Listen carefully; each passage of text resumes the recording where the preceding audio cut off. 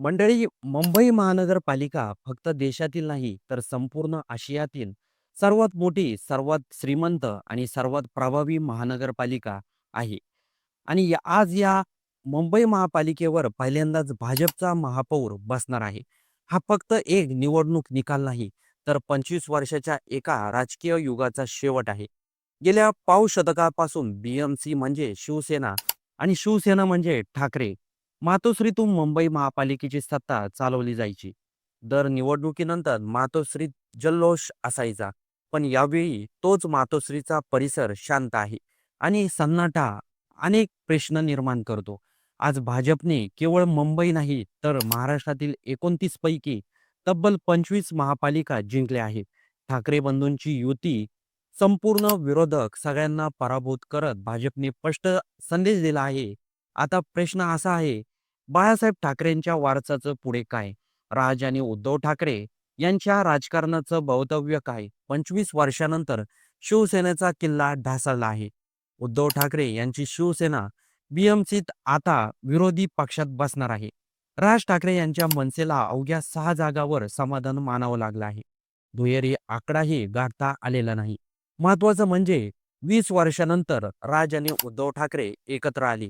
बाळासाहेबांचा वारसा, मराठी अस्मिता, मराठी माणूस या सगळ्यांच्या नावावर ही युती झाली. पण मुंबईच्या जनतेने ही युती पूर्णपणे स्वीकारली का? उत्तर स्पष्ट आहे, नाही. राज आणि उद्धव ठाकरे यांना एक ठराविक मराठी पट्टा वगळता मुंबईतील मोठ्या मतदार वर्गाकडून अनपेक्षित पाठिंबा मिळाला नाही. तर उत्तर भारतीय मतदार राज ठाकरे यांच्या जुन्या भूमिकेमुळे दुरावलेले राहिले. मुस्लिम मतदारांनी या दोन्ही पक्षांना पूर्णपणे नाकारलं आणि मराठी मतदारांमध्येही अपेक्षित एक गठ्ठा मतदान झालं नाही. फक्त मराठी मतदारांवर लक्ष केंद्रित करणं ही या युतीची सर्वात मोठी मर्यादा ठरली. आता प्रश्न उभे राहतात, राज ठाकरेंमुळे उद्धव ठाकरेंचं नुकसान झालं का? काँग्रेसपासून फारकत घेणं उद्धव ठाकरेंना महाग पडलं का? आणि पुढेही हे ठाकरे ब्रदर्स जोडी टिकेल का? विधानसभा निवडणुकीनंतर उद्धव ठाकरे यांनी आपली रणनीती बदलली. महाविकास आघाडीपासून दूर गेले. मनसेसोबत हातमिळवणी केली. पण ही रणनीती सत्ता मिळवून देऊ शकली नाही. उलट 25 वर्षाची सत्तेचा फायदा विरोधकांनी अँटी म्हणून वापरला. आणखी एक मोठी चूक म्हणजे मोठ्या जाहीर सभा न घेणे, शाखा भेटी, पत्रकार परिषदेवर भर दिला गेला. पण सामान्य मतदारांपर्यंत थेट पोहोचण्यात ही पद्धत अपुरी ठरली. दरम्यान भाजपने काय केलं? सर्वसमावेश प्रचार, विकासाचा मुद्दा, स्थिर सरकारचा संदेश आणि संघटनात्मक ताकद दाखवली.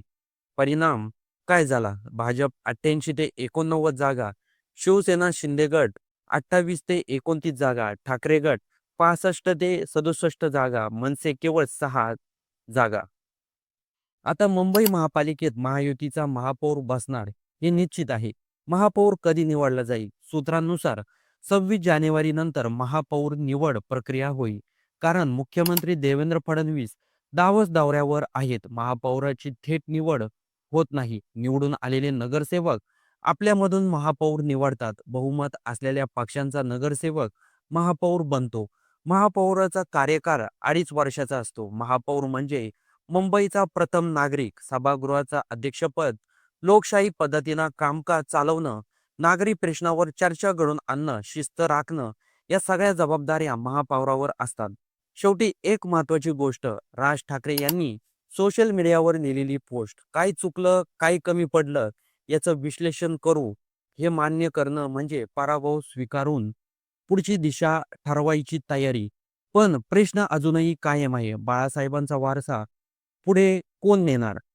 ठाकरे ब्रदर्स एकत्र राहणार का? आणि भाजपचा हा विजय फक्त स्थानिक आहे का? याच प्रश्नांचे उत्तर आता मुंबईच्या नव्या महापौराचं कामकाज आणि ठाकरे बंधूंची पुढील भूमिका काय असणार याकडे संपूर्ण महाराष्ट्राचं लक्ष लागून आहे.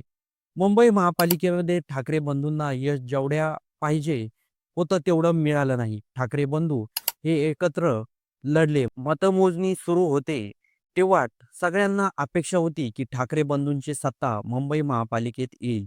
पण शेवटच्या फळीत ठाकरे बंधूंना मोठा फटका बसला. संजय राऊत यांनी माध्यमाशी बोलताना आपलं मत नोंदवलं.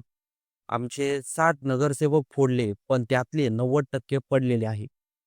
लोकांनी आम्हाला भरभरून कौल दिला आहे. असं माध्यमांशी बोलताना संजय राऊत यांनी आपलं मत व्यक्त केलं आहे. मुंबई महापालिकेमध्ये अनेक जागा अशा आहेत, ज्या ठिकाणी 50-100 मतांनी भाजपचे नगरसेवक निवडून आले आहेत.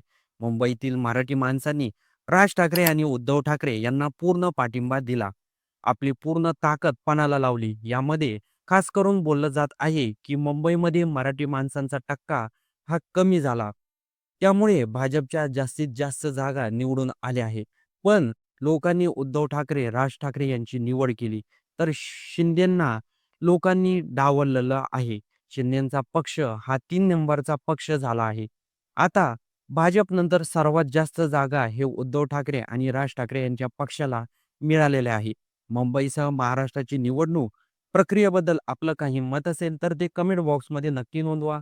आणि मुंबई महानगरपालिकेमध्ये कोण महापौर बनणार हे कमेंट बॉक्समध्ये नक्की नोंदवा आणि व्हिडिओ आवडला असेल तर सर्वात आधी चॅनलला सबस्क्राईब करून जा.